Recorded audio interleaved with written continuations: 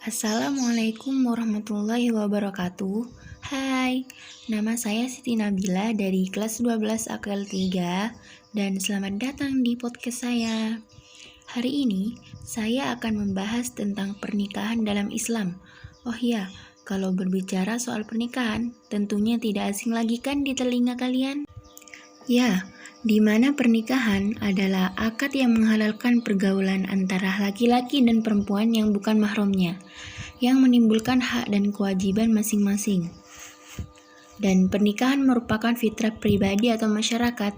Itulah sebabnya kenapa Islam mengecam keras pergaulan bebas dan menyukai sesama jenis, karena bertentangan dengan fitrah manusia.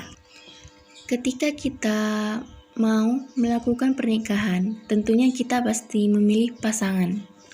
Dan faktor-faktor apa saja sih memilih pasangan?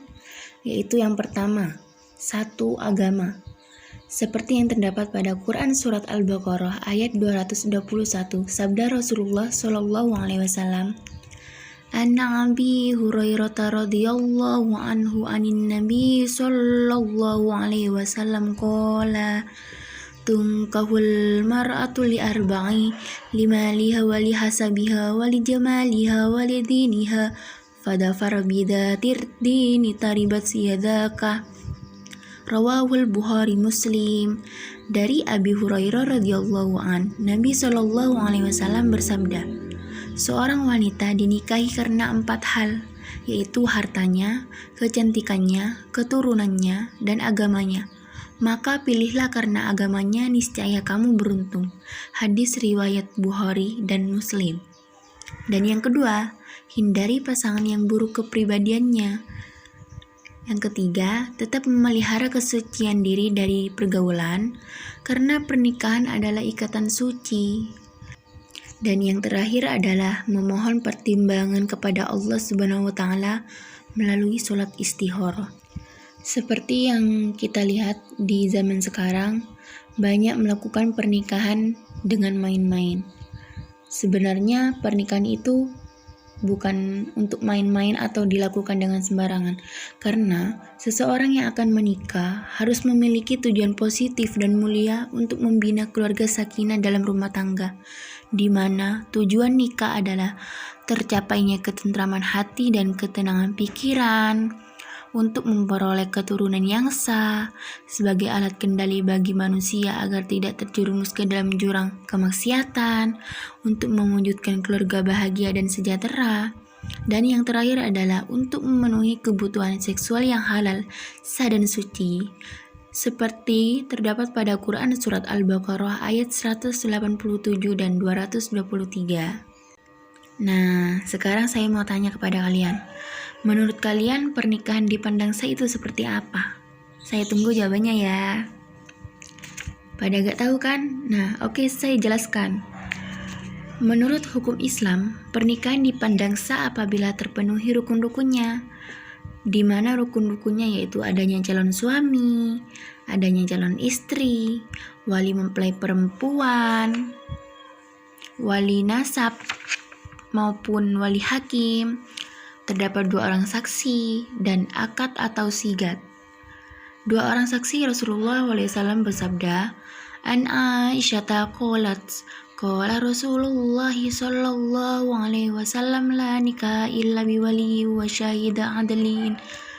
Yang artinya, Aisyah radhiyallahu an berkata, Rasulullah sallallahu alaihi wasallam bersabda, tidak sah nikah kecuali adanya seorang wali dan 2 orang saksi yang adil, di mana syarat untuk menjadi saksi atau wali adalah yang pertama, beragama Islam, baligh, merdeka dan berakal, yang kedua laki-laki, dan yang ketiga adil dan tidak fasik.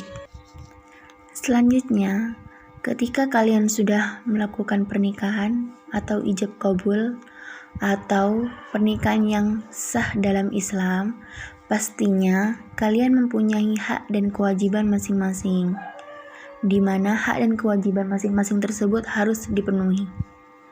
Yang pertama, kewajiban suami, yaitu menjadi pemimpin, pemelihara, dan membimbing keluarga lahir dan batin, serta menjaga bertanggung jawab atas kesejahteraan keluarganya.